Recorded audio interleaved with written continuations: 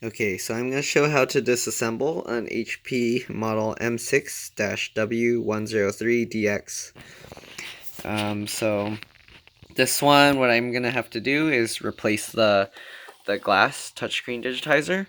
So this is with the frame already attached. The frame, if you want to replace that, it's a lot of work. You'd have to like heat it and slowly like peel the adhesive and then redo the adhesive. So I figured spend a little more just to make the job easier. So, all right. So first what you want to do is remove the screws. There's two rubber covers here covering some screws, two plastic covers here covering some screws, and two more rubber covers here that will be covering screws. To remove those, I just use like a small flathead screwdriver or a needle and get under the edge and pry them up. Same with all those.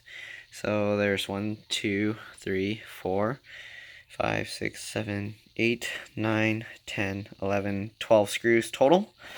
So once you get all the screws out, you can flip the screen over all the way.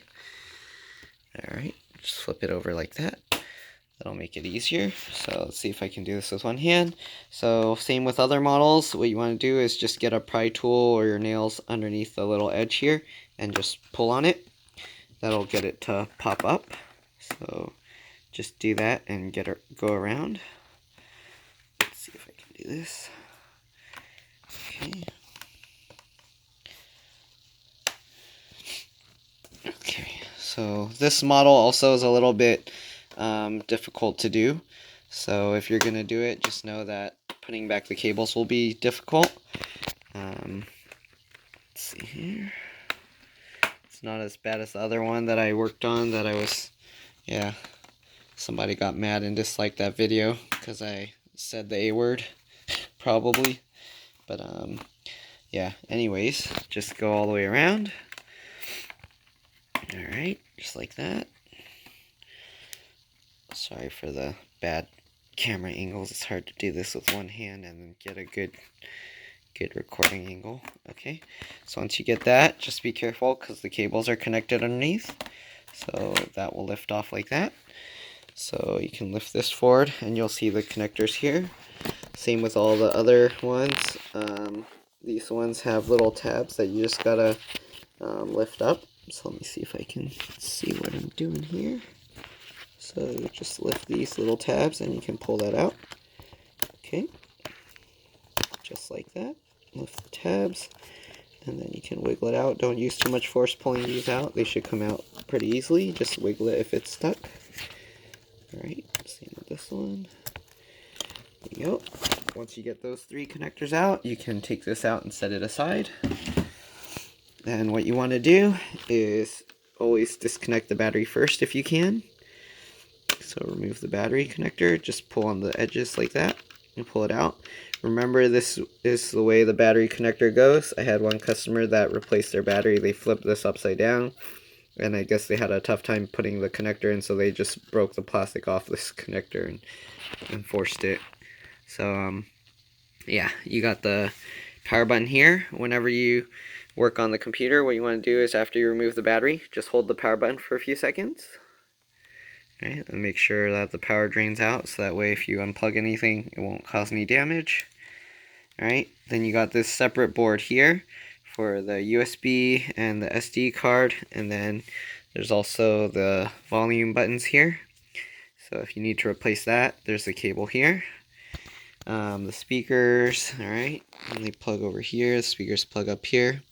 And then you got also the BIOS battery. Right, it looks like it actually plugs in underneath. Then the hard drive, there's nothing holding it in place, just this kind of rubber fit here. So actually to remove that, you would flip that up and pull that cable back, and then you can just pull on this, or to get better grip, because this is kind of flimsy, you can pull more towards the side, and this piece will just pop up and come out. Alright, then you got the wireless card here. And you got this connector here for, I believe, the charging port. Yeah, that's for the charging port. Okay, and then everything else seems to be attached to the board. I don't know specifically for this model if the RAM is replaceable. it looks like there's kind of a gap. It's not too thin, this board, the case. So you can probably remove the RAM. To figure that out, what you can do is you can look up the motherboard for this model, and then usually I'll find that on eBay or something, and then using that you can look at pictures of both sides of the board to see. But since I'm not doing that repair on this board, I'm not going to do that. Okay, so back to replacing the digitizer. So once you've held the button and drained the power, what you want to do is you can flip this back over. So to be safe, you can actually put this here, just so if you're working on something that might have static or anything like that, it won't have any issues. Then just flip the thing over. Okay, so for this, you're gonna want a good pry tool or your nails. You're actually gonna pry the silver part away from this rubbery plasticky part. So I found best to use like one of this. Don't use too much force, just be careful. And just go along the edge, kind of like prying it forward like this a little bit. Alright, and just go around. Once you get like a little bit of it open, it'll actually start coming apart a lot easier. So let me see here. Sorry, it's difficult to get a good angle here. So just pry it out like that. And be careful because you don't want to break the LCD underneath if the screen is okay. This is just to replace the glass, but if you do need to replace the screen as well, you can do that as well. Okay, so as you can see now, the glass, once you get it going, it's a little bit easier. Just slide it along. Alright, just like that. Just go around. Alright, just like that. My nail gets stuck. Then same thing, go along the sides. Alright, just like that. There you go. Oops, sorry. So as you can see, it actually, once you get the tool under, it gets pretty easy. Sorry, it's hard to make sure I'm getting it in view, but just go along. The corners, it's easier. Once you get the top and side, the corner will kind of just come out on its own. So don't worry too much about prying at the corners. Just go on the sides. Don't stick the tool too far or you can damage the screen. But yeah, just go along the edges just like that. See, now that I did the edges, then the corner's already out. Okay. And then don't forget to go along the bottom as well. Probably need to use the tool some more. Alright, just like that. Yep. Okay, and just go along. You can hear it kind of popping out. It's not like a loud popping sound, but you can hear it's releasing. Right, and then once you do that, you can actually pull this forward. Just be careful, the cable's under there. So this one you can actually disconnect here. This is the digitizer cable. So there you go. So this one has a little white tab here that you just flip up. Sorry, it's not focusing. Yeah, so there's a white tab. You flip it up. Once you flip it up, you can actually pull on this, and you can pull that connector out. Okay. So once you get that connector out, just want to pull the adhesive down away from the screen. Actually, you can, well, yeah, you'd want to remove this just to be safe. So do that with the whole cable. Just be a little careful with it. Just like that. Okay. So this one will actually hook onto, let's see, around here. So you can see that. Sorry, it's hard to see. So the cable actually hooks onto this plastic thing here. So you want to make sure to get that over there. And then same thing with this one. It's hooked on the plastic, so remove that. And then you want to peel this out.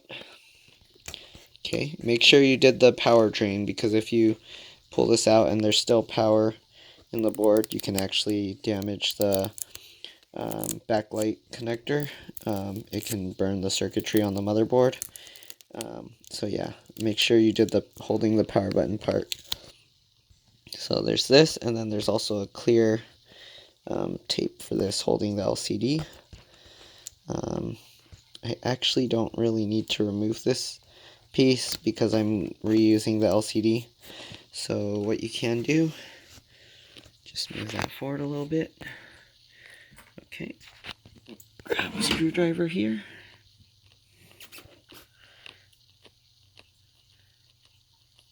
Okay, so you can see there's actually four screws here, and then so you can remove those.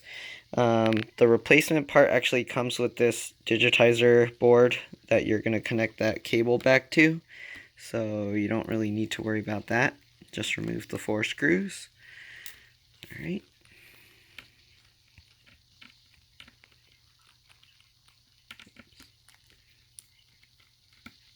Okay.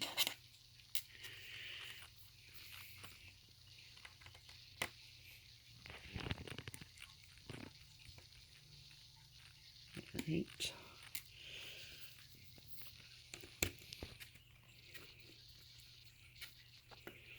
Okay, and not every model's the same. Some of them they'll actually glue the LCD to the digitizer, so you want to check and make sure that it's not like that, because otherwise if you buy the digitizer separately, you're gonna have a tough time. So pretty much once you remove the screws, you want to like get underneath it. So usually I'll try and like grab one of these little tabs. Seems like this one they actually did glue the LCD to it somewhat, so I might have to use a tool to help pry it out. So you just go around. Let me see if I can do this. It's hard to do it while recording. Hopefully they only glued the edges.